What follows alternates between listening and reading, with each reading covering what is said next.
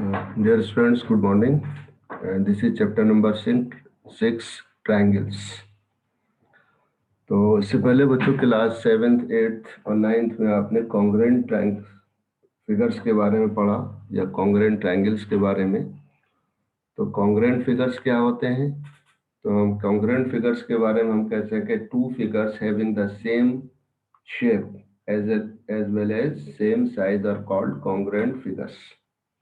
इसी तरह से अगर आपने देखा कॉन्ग्रुएंट सर्किल्स की अगर हम बात करें तो two circles are said to be congruent if they have same radii. Okay, इसी तरह से आप कॉन्ग्रुएंट लाइन सेगमेंट की बात करेंगे तो क्या कहते थे कि two line segments are said to be congruent if they have equal length. तो ये कंसेप्ट आपने क्लास 9th में पढ़ा और फिर उसकी अपनी कंडीशंस होती थी कॉन्ग्रुएंट ट्रायंगल को कॉन्ग्रुएंट दिखाने के लिए। ठीक है, अब हम यहाँ बात करेंगे सबसे पहले सिमिलर फिगर। तो सिमिलरिटी में और कॉन्ग्रुएंसी में जो बेसिक डिफरेंस है वो क्या है कि दोनों का वहाँ पर शेप और साइज दोनों इक्वल होते थे, लेकिन यहाँ पर शेप एक जैसा होना चाहिए, साइज अगर इक्वल है या नहीं है उस पर कोई फर्क नहीं पड़ता है। यानी कि इसमें सिमिलरिटी में क्या होता है कि शेप एक जैसा होना चाहिए। तो बहुत सिंपल डेफिनेशन है कि two figures having the same shape but not necessary the same size are called similar figure. अगर हम देखें नेचर में तो अगर आप किसी भी एक प्लांट में जितने भी फ्लावर्स हैं तो ऑल आर सिमिलर, उनका शेप एक जैसा होगा। एक ही प्लांट के जितने भी फ्लावर्स होंगे उनका साइज डिफरेंट हो सकता है, कोई फ्लावर बड़ा हो कोई फ्लावर छोटा है। आप देखें कभी अगर खेत में आप कभी जा रहे हो, खेत के आसपास सड़क से गुजर रहे हो और खेत पड़े और वहां आपने देखा है जैसे सनफ्लावर, ठीक है, तो सनफ्लावर के जो जितने भी फ्लावर्स होंगे, सूरजमुखी का जो पेड़ होता है, तो उसमें जितने भी आप फूल देखेंगे वो उनका शेप एक जैसा होगा, साइज डिफरेंट हो सकता है कि कोई फ्लावर बड़ा हो कोई फ्लावर छोटा हो। इसी तरह से नेचर में बहुत सी चीजें हम देखने को हमें मिल जाएंगी। जैसे हम कहते हैं our earth and globe they are similar to each other. तो आप छोटा सा ग्लोब में देखते हैं तो उस पूरे ग्लोब में पूरी जो अर्थ है उसके नक्शे को उसमें दिखाया गया है। इसी तरह से आप कहीं कोई कंस्ट्रक्शन हो रहा है, कोई एक बिल्डिंग बहुत बड़ा स्ट्रक्चर तैयार हुआ और उस बिल्डिंग से पहले उसका जो है उन्होंने एक नक्शा बनाया आर्किटेक्चर ने, और जो नक्शा दिख रहा है कंस्ट्रक्शन होने के बाद फाइनल जब हो जाएगी वो बिल्डिंग तो आप देखेंगे जो नक्शा आपने पहले देखा था उसी से वो बिल्कुल उसी जैसा होगा। तो इसका मतलब क्या है कि आपका जो मैप है, जो आउटलाइन मैप उन्होंने तैयार किया था और जो बिल्डिंग बनी फाइनली, वो दोनों आपस में कैसे हैं, सिमिलर। तो there are many examples of similarity. जैसे वी आर सिमिलर, हम लोग क्या है, सिमिलर है। ठीक है, gender wise we are similar. अगर हम देखें कोई भी, चाहे आप किसी भी एनिमल्स की बात करें तो वो छोटे बड़े हो सकते हैं बट दे आर सिमिलर। तो सिमिलरिटी के लिए क्या जरूरी है, उनका शेप जो है वो एक जैसा होना चाहिए, साइज का एक जैसा होना जरूरी नहीं है। बट अगर शेप और साइज दोनों इक्वल है डेफिनेटली दे आर सिमिलर। तो इसीलिए congruent figures are always similar but the converse need not be true.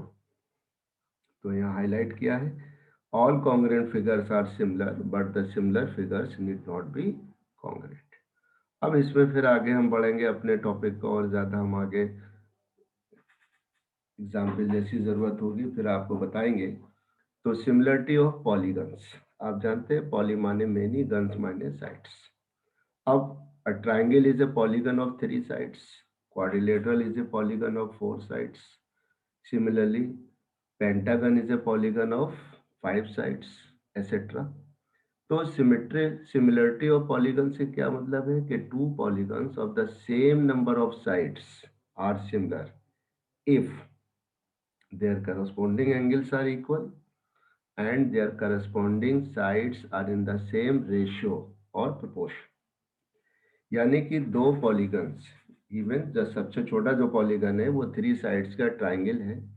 तो अगर हम ट्राइंगल्स की बात करें कि two triangles are similar if their corresponding angles are equal and their corresponding sides are in the same ratio। और अगर यहीं पर सिमिलरिटी की जगह पर कॉन्ग्रुएंसी होती तो जो पहली कंडीशन तो कॉमन है कि their corresponding angles are equal, similarity में भी हमें इसकी ज़रूरत है और कॉन्ग्रुएंसी में भी ज़रूरत है। सेकंड कंडीशन में क्या होता था कॉन्ग्रुएंसी में, their corresponding sides are equal in length. वहां पर लेंथ का इक्वल होना जरूरी है, यहाँ पर लेंथ का इक्वल होना जरूरी नहीं है, बस ये है कि उनका रेशो जो है वो सेम होना चाहिए। इसलिए कोई भी दो सर्किल ले लें, एक सर्किल 1 सेंटीमीटर रेडियस का है, दूसरा 5 सेंटीमीटर रेडियस का है, बोथ आर सिमिलर क्योंकि दोनों सर्कुलर है। इसी तरह से आपने दो स्क्वायर लिए और different side length, both are similar, इसलिए कि उन दोनों स्क्वायर का क्या है, each angle are equal and their corresponding sides are in the same ratio, 1:5 का रेशो होगा हर साइड के बीच में। लेकिन आप कहेंगे कि rectangle and square they are not similar. आप कहेंगे क्यों? क्योंकि पहली कंडीशन तो ये कॉमन दिख रही है, क्योंकि मतलब रेक्टेंगल का भी हर एंगल 90 डिग्री का है और स्क्वायर का भी रेक्टेंगल। ओके ठीक है, पहली कंडीशन फुलफिल हो रही है। बट अगर हम सेकंड कंडीशन की बात करें तो सेकंड कंडीशन में लेंथ और साइड का रेशो ब्रेथ और साइड के रेशो के बराबर नहीं हो सकता, क्योंकि वहां रेशो क्या है, length of the rectangle upon side of the square. ठीक है, कोई एक रेशो आ गया और दूसरी तरफ फिर हमने breadth of the rectangle upon side of the square, तो उसकी डायमेंशन अलग होगी। So they are not equal. तो एक कंडीशन तो फुलफिल कर रहे हैं लेकिन दूसरी कंडीशन फुलफिल नहीं कर रहे हैं। So they rectangle and square are not similar to each other. तो पॉलीगन्स का मतलब ये है कि हमारे पास सेम नंबर ऑफ साइड्स होनी चाहिए और सेम नंबर ऑफ साइड्स के साथ साथ उन angles equal हो, their corresponding angles are equal and their corresponding sides are in the same ratio। Okay, इसी तरह से अगर हम बात करें, एक हमारा रोम्बस है और दूसरा स्क्वायर है। अब वहां पर पहली कंडीशन फुलफिल नहीं हो रही है क्योंकि रोम्बस और स्क्वायर, रोम्बस के एंगल 90 के नहीं होते जबकि स्क्वायर के चारों एंगल राइट एंगल होंगे, 90 डिग्री के होंगे। तो पहली कंडीशन ही फुलफिल नहीं हो रही। हाँ, उसमें सेकंड कंडीशन फुलफिल हो रही है। क्यों? क्योंकि their corresponding sides are in the same ratio. अगर हमने 4 सेंटीमीटर साइड लेंथ का एक स्क्वायर लिया और 4 सेंटीमीटर साइड लेंथ का हमने एक रोम्बस लिया, तो their corresponding sides are in the same ratio but their corresponding angles are not equal. So rhombus and square of same side length are not similar to each other। So there are many examples you can quote here। अब हम बात करेंगे similarity of triangles. क्या होता है, इसकी definition आपको अच्छे से आनी चाहिए, समझना चाहिए। अब तो टू ट्रायंगल्स आर सिमिलर, इसी का पॉलीगन का ही एक पार्ट है, because triangle are also polygon of 3 sides. तो two triangles are similar if, देख रहे हैं पहली कंडीशन सेम है, their corresponding angles are equal and second भी their corresponding sides are in the same ratio. तो जो हमारी पॉलीगन्स में है वही ट्राइंगल, क्योंकि triangle is also a polygon of 3 sides. ऐसे ही अगर हम कहेंगे तो अब स्क्वायर की अगर हम बात करें तो वहां पर 4 साइड्स का हो जाएगा। ठीक है, या पेंटा रेगुलर पेंटागन की बात करें, हम रेगुलर हेक्सागन की बात करें तो दे आर सिमिलर। जितने भी रेगुलर पॉलीगन्स हैं they are similar to each other. अब रेगुलर ट्रायंगल्स में क्या आते हैं स्टूडेंट? रेगुलर ट्रायंगल में आप देखेंगे इक्विलेटरल ट्रायंगल। अब हमने दो इक्विलेटरल ट्रायंगल लिए, एक की साइड लेंथ कितनी है, एक की साइड लेंथ मान लिया आपने आपने यहाँ दिखाया एक की साइड लेंथ, ये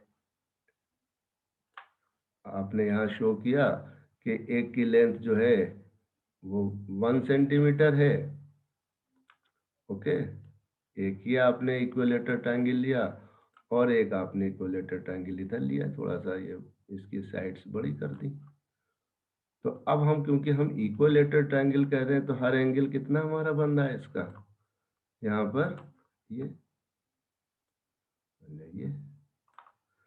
अब इसकी जो है लेंथ 1 सेंटीमीटर साइड की और इसकी लेंथ कितनी है 3 सेंटीमीटर।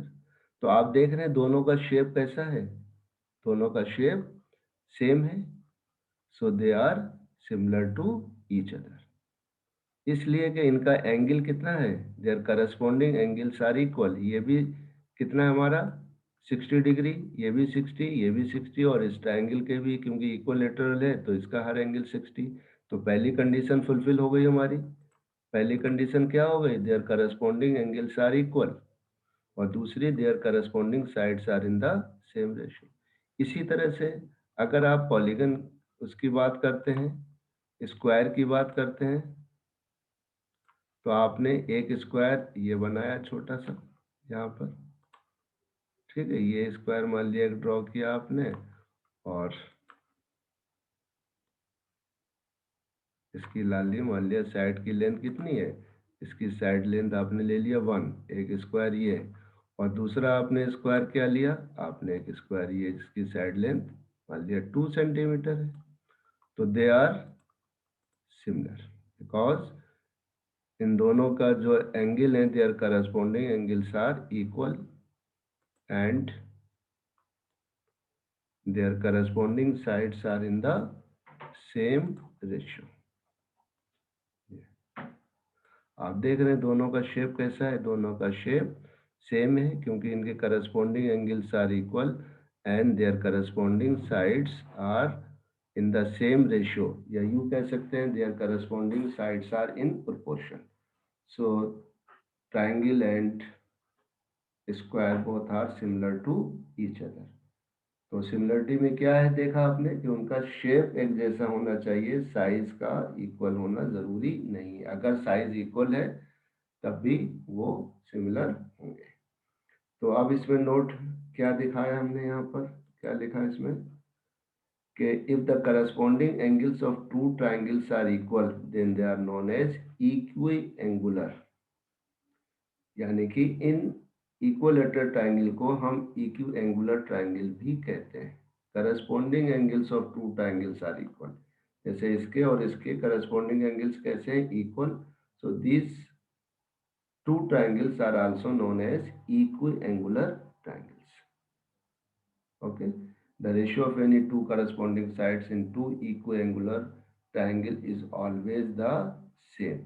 अब कोई भी दो साइड ले लें, चाहे ये और ये लें या ये और इस तरह से, हमेशा इनका रेशियो सेम होगा। Is it clear? अब आपकी इसके बाद हम बात करते हैं ये आपकी एक्सरसाइज की।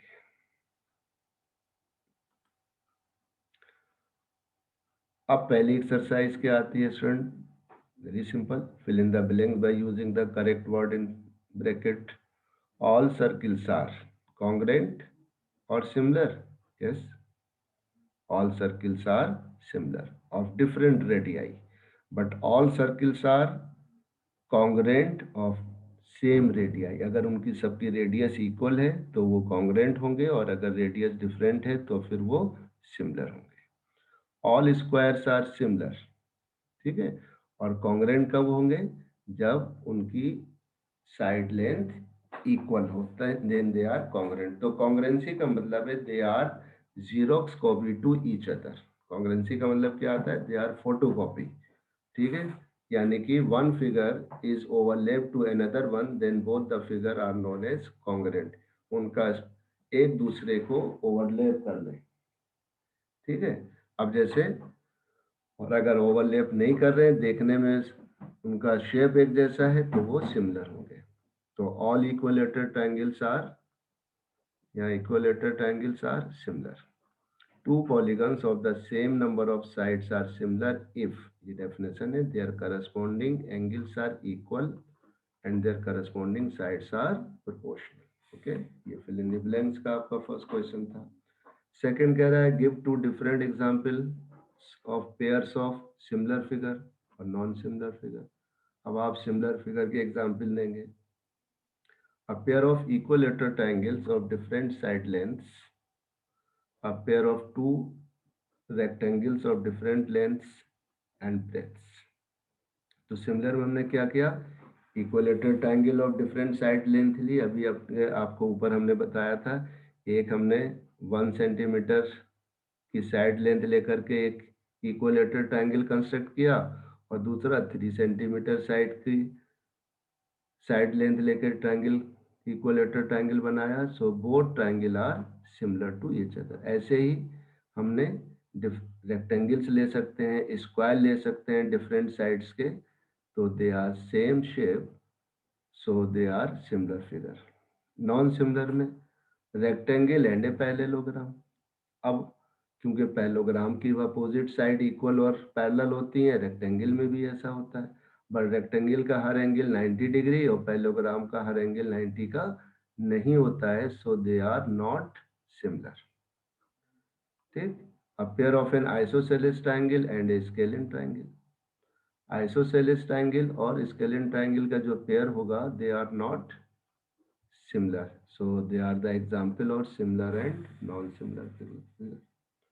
और फिर इसी में क्वेश्चन 3 है, आप देख रहे हैं यहाँ पर कि अभी हमने एग्जांपल आपको इससे पहले कोट किया था कि ये एक हमारा रोम्बस है और ये एक स्क्वायर है. तो अब इसमें क्या हम देख रहे हैं कि इसमें एक कंडीशन फुलफिल हो रही है कि their corresponding sides are in the same ratio. अगर हम देखें P Q upon A B 1.5/3 1:2, Q R upon B C 1.5/3 1:2, और इसी तरह से R S upon C D 1.5/3 centimetre, तो ये भी 1:2 और इसका. तो their corresponding sides are in the same ratio. लेकिन पहली जो हमारी सिमिलर पॉलीगन्स के लिए कंडीशन थी कि their corresponding angles are equal, तो यहाँ पर ये एंगल तो 90 के हैं सभी, बट इन रोम्बस ये एंगल 90 का नहीं है. So these two figures are not similar to each other. Okay, यहाँ पर दीज आर नॉट सिमिलर. तो ये फर्स्ट था. अब इसके बाद आती है student basic proportionality theorem. This is very important result, और ये रिजल्ट दिया था थेल्स ने. एंड थेल्स कौन थे? Thales was the teacher of great mathematician Pythagoras. तो पाइथागोरस के ये टीचर थे. ठीक है, थेल्स, उन्होंने इस रिजल्ट्स को दिया, तो इसलिए इस रिजल्ट को हम थेल्स थ्योरम के नाम से भी जानते हैं. बेसिक प्रोपोर्शनलिटी थ्योरम, या हम कह सकते हैं थेल्स थ्योरम. राइट. इसका दूसरा नाम क्या हो सकता है? इसका दूसरा नाम हो सकता है स्टूडेंट थेल्स थ्योरम. हम यहाँ थेल्स थ्योरम ये लिख सकते हैं. बहरहाल ये आप समझ लें, क्योंकि और अब इसके बाद क्या उन्होंने ये स्टेटमेंट दिया? उन्होंने स्टेटमेंट दिया कि किसी भी ट्रायंगल के अंदर, इन एनी ट्रायंगल, ये भी सी एक ट्रायंगल है, ठीक है, if a line is drawn parallel to one side of a triangle. अगर कोई एक लाइन ड्रॉ की जाती है किसी साइड के पैरेलल, ठीक है, if a line is drawn parallel to one side of a triangle to intersect the other two sides in distinct points, then the other two sides are divided in the same ratio. तो ये जो line है other two sides को same ratio में divide करती है. That is AD upon DB equal होता है AE अपॉन EC. कब? If DE parallel to BC.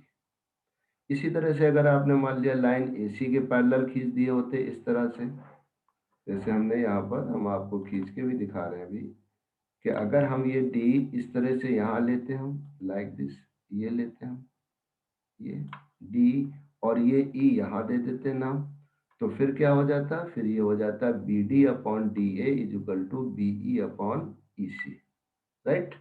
तो बहरहाल कि जहां से जो वर्टेक्स है ये हमारा, इससे तो हम यहीं से स्टार्ट करेंगे, A D upon D B equal to A E upon E C, और अगर ये लाइन अगर हम ई यहाँ पर देते नाम, तो फिर ये हो जाता B D upon D A equal to B E, अगर इस पॉइंट को हम यहाँ ले आए नीचे, upon E C. So this line D E divides the two side AB and BC in the same ratio। ये हमारा रिजल्ट है, और ये रिजल्ट आपको अच्छे से याद भी होना चाहिए, ठीक है।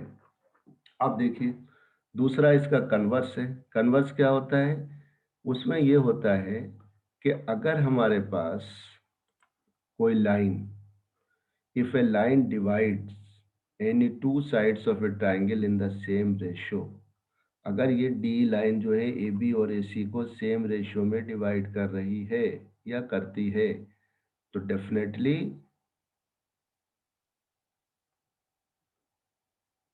ए, तो क्या होगा, D E parallel to B सी।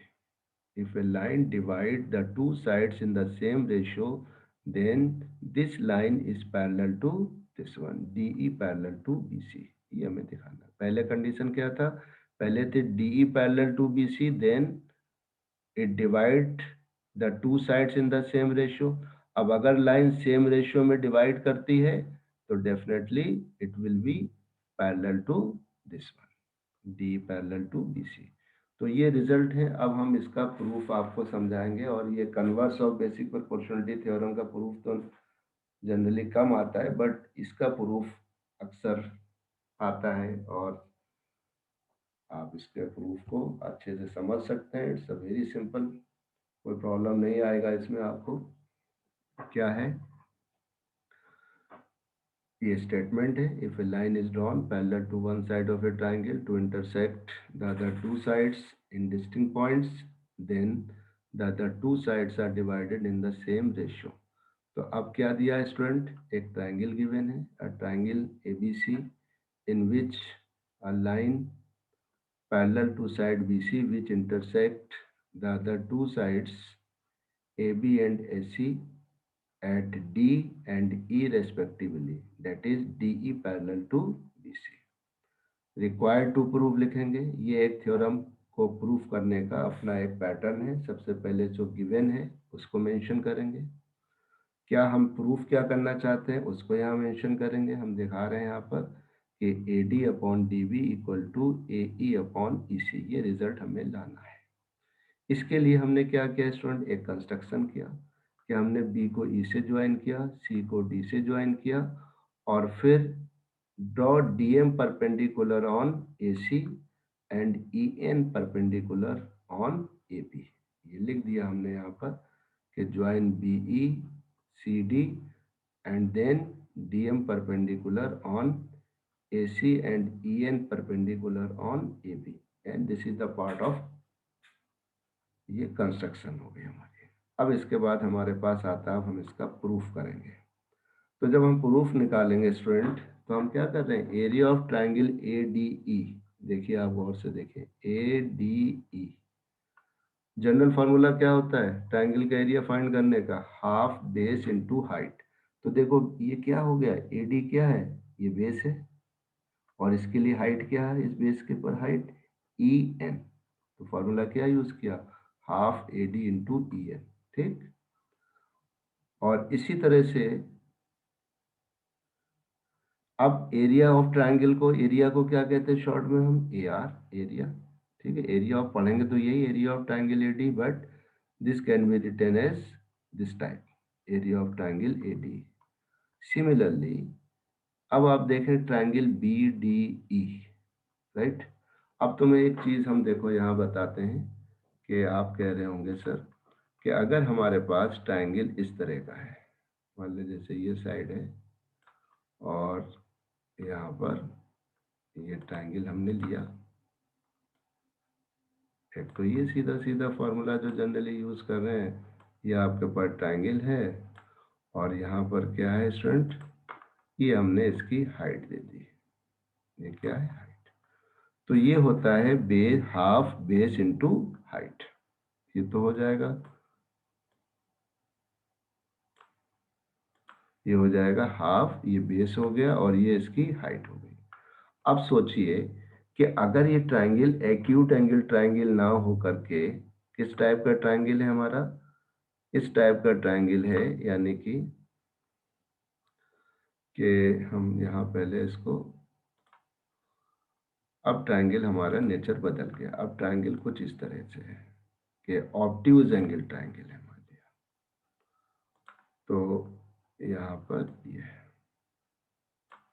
इसलिए हम बता रहे हैं कि अगर ये बोर्ड, आप इसको फिगर को समझ सकते हैं। तो अब इसके लिए हाइट क्या होगी?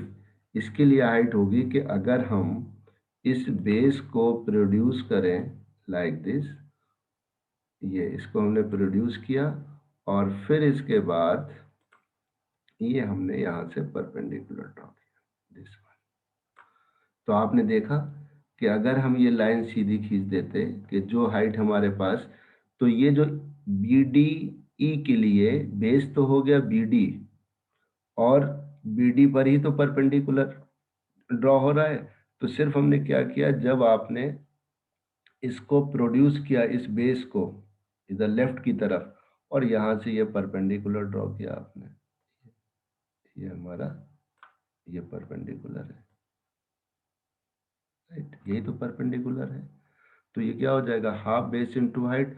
बट अब बेस हमारा क्या हो जाएगा स्टूडेंट? अब हमारा बेस हो जाएगा इतना, यही रहेगी लेंथ, और परपेंडिकुलर ये होगा। तो अब जरा गौर करिए आप, इस ट्रायंगल बी डी ई के अंदर बेस तो है बी डी और परपेंडिकुलर कौन सा है? E N. तो आप आ जाइए यहाँ पर कि अब हमारे पास area of triangle B D क्या हो जाएगा? हाफ बेस इंटू हाइट, यानी कि हाइट क्या है? ये ई एन, राइट? इसी तरह से फिर again area of triangle A D, अब ए डी का एरिया फिर निकाला, तो अब हमारा बेस हो गया ए ई और परपेंडिकुलर हो गया डी एम। तो हमने यहाँ लिख दिया area of triangle A D E half base into height यानी D M. And D E C का एरिया देखो, डी ई सी, तो डी ई सी के लिए बेस तो हो जाएगा ई सी, और परपेंडिकुलर कौन सा हो जाएगा जिसको हम हाइट कह रहे हैं? ये डी एम हो जाएगा। तो ये आ गया डी ई सी करे half into E C into D M. अब area of triangle A D E upon area of triangle B D E, आप देखिए half A D into E N, और बी डी का area क्या? Half D B into E N. तो E N से E N cancel और half से half cancel, तो क्या आ गया? A D upon D B. इसको हमने इक्वेशन 1 कहा। फिर दोबारा आगे बढ़े हम, area of triangle A D E upon area of triangle D E C, तो ए डी का area half A E into D M, और डी ई सी का half E C into D M. तो यहाँ पर D M से D M cancel, half से half, तो क्या आ गया? A E upon E C. और फिर अब यहाँ पर हम एक चीज देख रहे हैं, दोनों को हम कंपेयर नहीं कर सकते। क्यों? क्योंकि ये दोनों ए डी ई तो सेम है, लेकिन अगर हमारे बी डी ई का एरिया डी ई सी के इक्वल हो जाएगी, तो फिर इक्वेशन 1 और इक्वेशन 2 दोनों इक्वल हो जाएंगे, कंपेयर कर सकते हैं। अब हमने यहाँ क्या दिखाया? फिगर गौर से देखिए, क्लास 9th में आपने एक रिजल्ट पढ़ा था कि two triangles having the same base and between the same parallels are equal in areas, right? कि अगर दो ट्रायंगल सेम बेस पर बने हैं और सेम पैरेलल लाइन के बीच बनते हैं, तो उन दोनों का एरिया इक्वल होगा। जरा गौर करिए कि triangle B D E and C D E are on the same base D E, ये हम इसको हाईलाइट कर रहे हैं, and between the same parallel D E and B C, right? तो इसलिए बी डी ई और डी सी ई इन दोनों का एरिया इक्वल होगा। अब देखिए इसको यहीं लिखा हमने, clearly we see that triangle B D E BDE and DEC are on the same base DE and between the same parallels BC and DE. So इनका एरिया इक्वल होगा। अब यहाँ हमने यहाँ पर क्या लिखा, रेफरेंस आप लिख सकते हैं कि two triangles having the same base and between the same parallels are equal in areas. अब क्योंकि हमने यहाँ लिख दिया है तो इसलिए उस रेफरेंस की बहुत ज़्यादा ज़रूरत नहीं है। अब अगर हम इन तीनों से चलें, फिर हम equation 1, 2 and 3 we get AD upon DB equal to AE upon EC, hence proved. अब इसी के बेसिक प्रोपोर्शनलिटी थ्योरम के कुछ और भी रिजल्ट हैं। जैसे हमारा रिजल्ट मिला AD upon DB equal to AE upon EC, ये तो मेन रिजल्ट है। बट अगर हम ये कहें कि AD अपॉन AB इक्वल होता है AE अपॉन AC, ये भी एक रिजल्ट है। हम इसको प्रूव कर सकते हैं कि जो मेन रिजल्ट है, अगर हम इसी में 1 ऐड कर दें दोनों तरफ तो ये रिजल्ट हमें मिल जाएगा, बराबर। और दूसरा BD upon AB equal to CE upon AC, ये भी रिजल्ट ठीक है। यानी कि कहने का मकसद ये है कि अगर हमने इधर से BD लिया तो इस पार्ट का और AB के साथ वही रेशियो होगा जो CE का और AC के साथ है। तो इस तरह से ये directly some results are also used directly with the reference of basic proportionality theorem. तो ये रिजल्ट आप पढ़ लेंगे और इसका भी डायरेक्ट यूज कर सकते हैं। ओके, अब देखिए आगे हम बात कर रहे हैं इसी में स्टूडेंट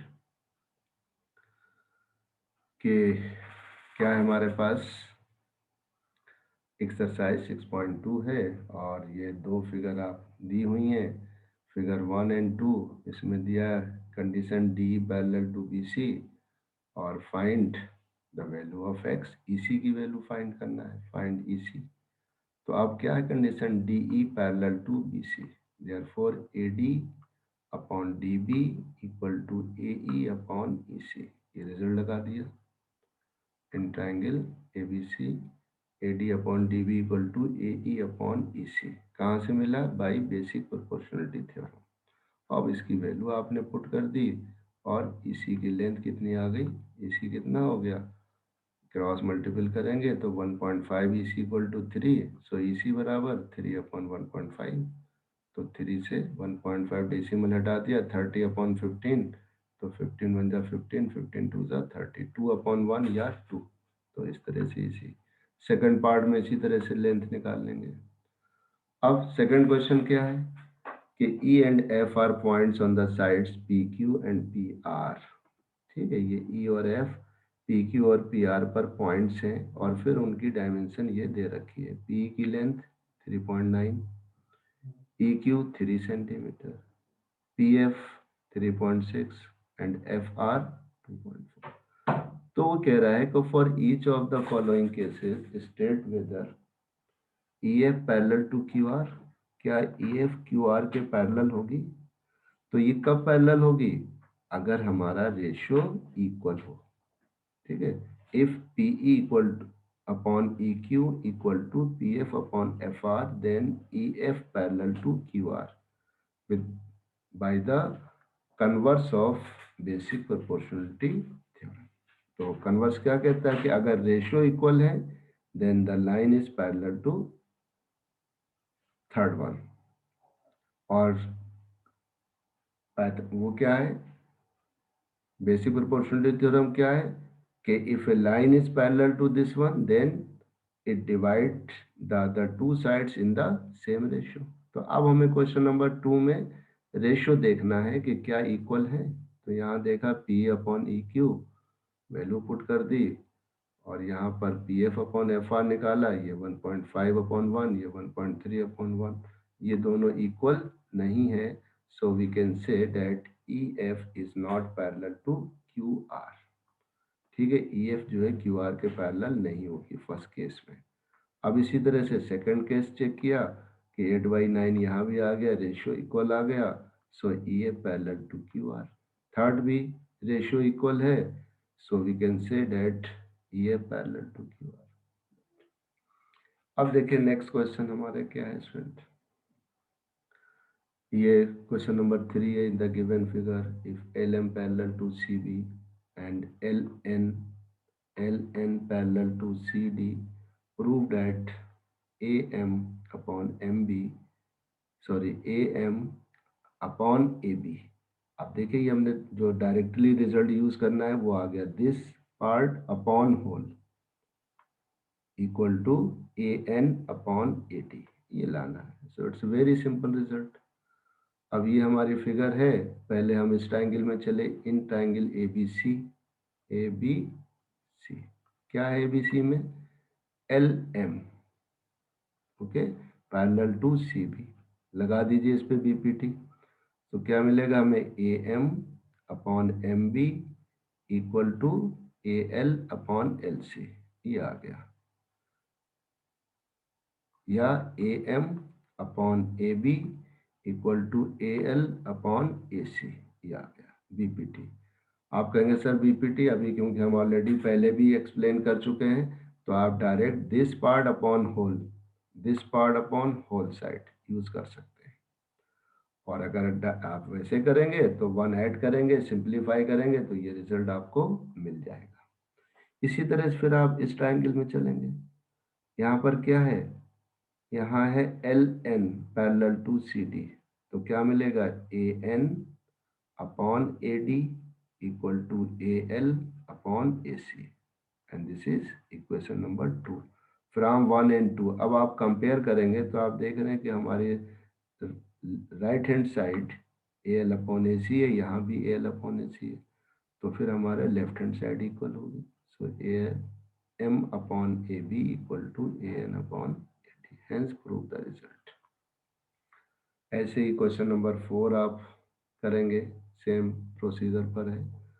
अब क्वेश्चन नंबर 5 देखिए, आप यहाँ पर ये फिगर दिया है और इसमें कह रहे हैं कि DE जो है वो OQ के पैरेलल है और DF is parallel to OR,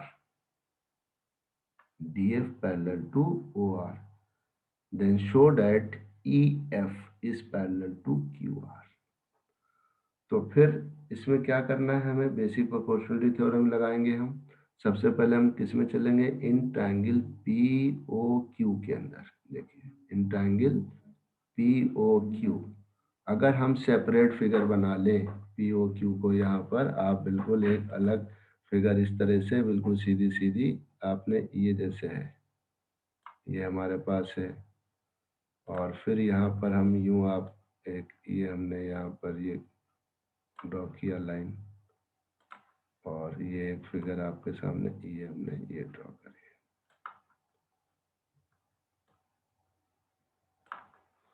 और दूसरी तरफ अब आप एक लाइन DE, ये हमारी DE, ठीक है। तो अब अगर हम इसको ट्रायंगल कहते हैं, ये P है और ये हमारा O है और ये Q है, और इसमें ED जो है पैरेलल है ये साइड, तो क्या मिलेगा हमें, यहाँ देख रहे हैं कि P ऊपर ले रखा है हमने यहाँ पर, तो PE upon EQ equal to PD upon DO। तो गौर करिए इस फिगर को कि जब ED जो है वो QO के पैरेलल है, so PE upon EQ is equal to PD upon DO, ये मिल गया हमें। इसी तरह से इसको हम इक्वेशन 1 दे देंगे नाम, यहाँ नहीं है कोई बात नहीं, आप इसको इक्वेशन 1 लिख लेंगे। अब क्योंकि यहाँ पर हम लिख नहीं सकते 1, क्योंकि ये सिर्फ इसको हाईलाइट कर सकते हैं। दूसरा, इस ट्रायंगल में चले हम POR के अंदर, तो ये क्या है, DF पैरेलल टू OR, तो हमें क्या मिलेगा, PF upon FR equal to PD upon DO, ये आपको सेकंड कंडीशन मिल गई, राइट। अब इसको हम सेकंड कह देंगे, इसको फर्स्ट कह देंगे, तो फिर हम इक्वेशन 1 and 2, ठीक है, यहाँ ये भूल गए लिखना किसी वजह से, तो आप ये फर्स्ट इक्वेशन है and this is equation number 2। तो फ्रॉम 1 and 2 आप देख रहे हैं दोनों का हमारा क्या है, राइट साइड इक्वल है, PD अपॉन DO यहाँ भी है और PD अपॉन DO यहाँ भी है, राइट। तो क्या है, तो अब इसकी लेफ्ट साइड इक्वल होगी। तो इस तरह से यहाँ पर PE upon EQ equal to PF upon FR। और फिर जब ये आप देख रहे हैं कि ये क्या मिला, PE upon EQ equal to PF upon FR, तो हम क्या कहेंगे कि EF पैरेलल टू QR। अब हमारा साइड्स का रेशियो इक्वल हो गया, then this line EF parallel to QR। किस कंडीशन से? By the converse of basic proportionality theorem. Okay, फिर इसी तरह से क्वेश्चन नंबर 6 है आपके पास, ये बिल्कुल उसी से मिलता हुआ क्वेश्चन है जैसे फिफ्थ हमने कराया था। So try to understand yourself, कोई प्रॉब्लम नहीं आएगी इसमें। अब यहाँ पर ऐसे ही क्वेश्चन नंबर 6 है कि AB is parallel to PQ। तो देखो हम यहाँ से चलेंगे OA upon AP।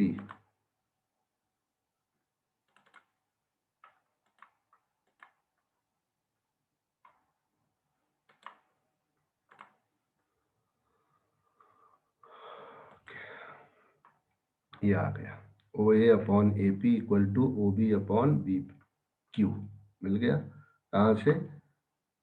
Basic proportionality theorem से। अब इस ट्राइंगल में आ जाइए, POR के अंदर OC is parallel to PR। तो अब यहाँ से स्टार्ट हुआ, again OA upon AP equal to OC upon CR, दूसरी कंडीशन।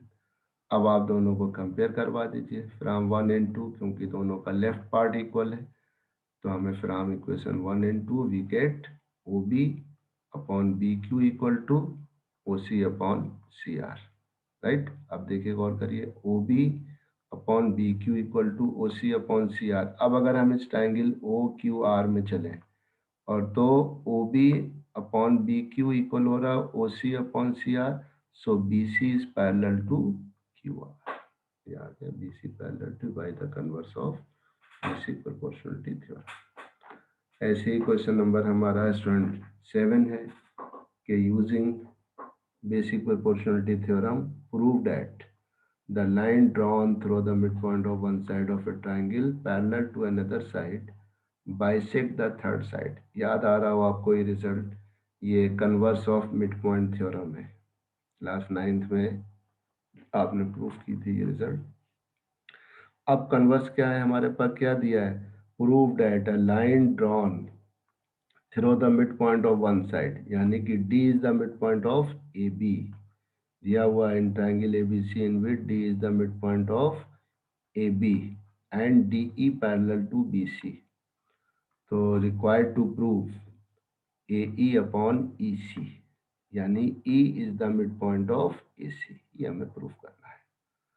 तो कोई बात नहीं, आप आ जाइए इन ट्राइंगल ABC में, DE parallel to BC given है, तो क्या मिलेगा हमें, AD upon DB equal to AE upon EC, और यहाँ लिख देंगे by basic proportionality theorem. But AD equal to DB given है ये, because D is the mid point of AB, right.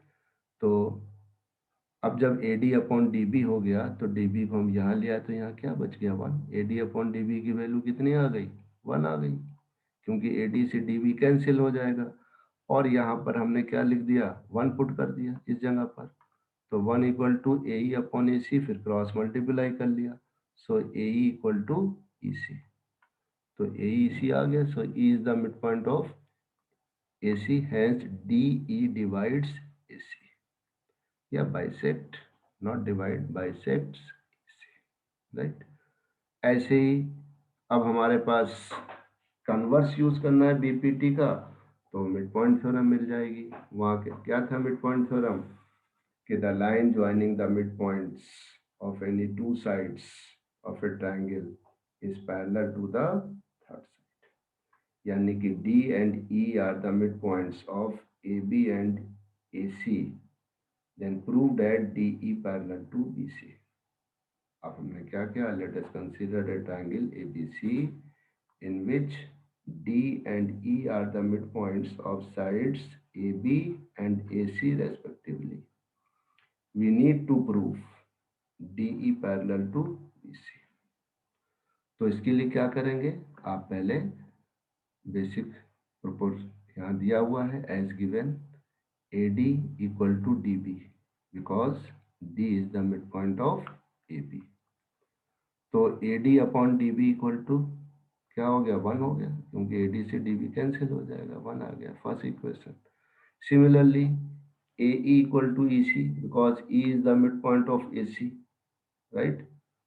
तो फिर हमने AE upon EC equal to 1, अगर हम इसको इधर ट्रांसफर करके नीचे ले आए और फिर क्रॉस मल्टीपल करें, फिर यहाँ हम पहुँच जाएंगे, राइट। अब दोनों को कंपेयर करा दो, फर्स्ट और सेकंड को, दोनों की राइट साइड क्या है, 1 1 1, तो हमारी लेफ्ट साइड इक्वल होगी। From equation 1 and 2 we get AD upon DB equal to AE upon EC।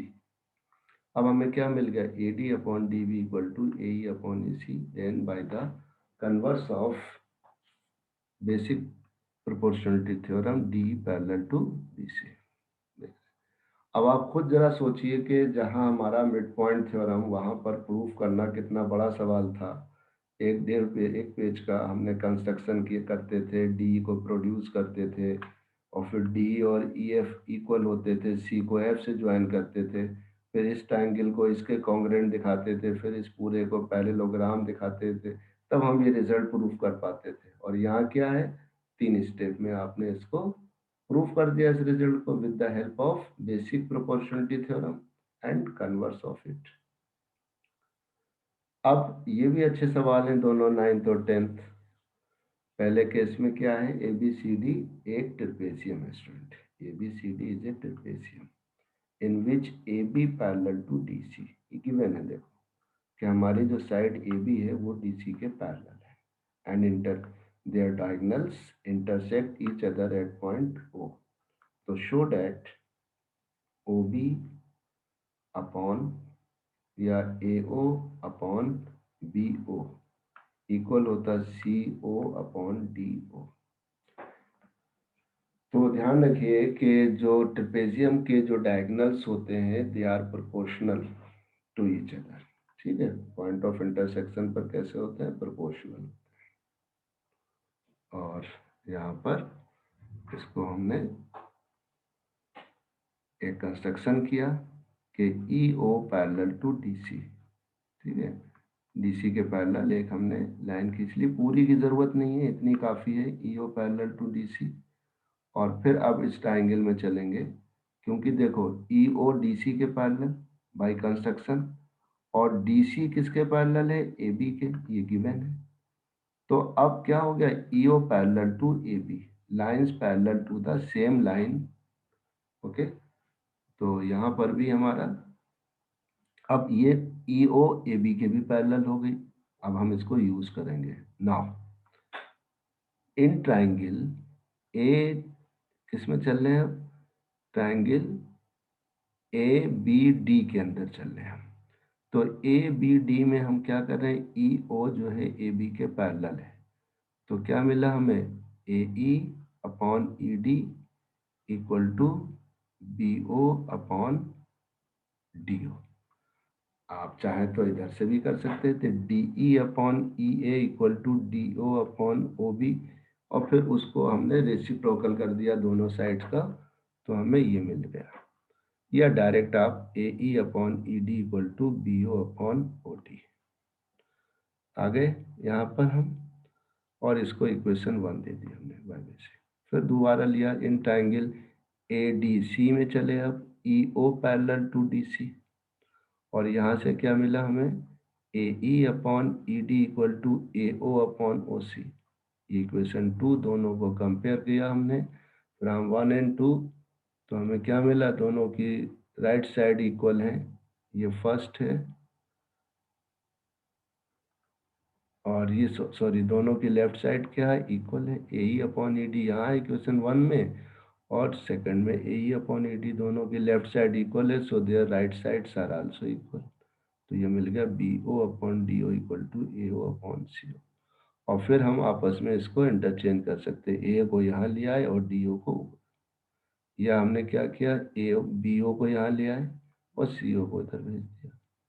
तो AO upon BO is equal to CO upon DO। Cross multiply करेंगे अभी वही है, A O into D O equal to B O into C O.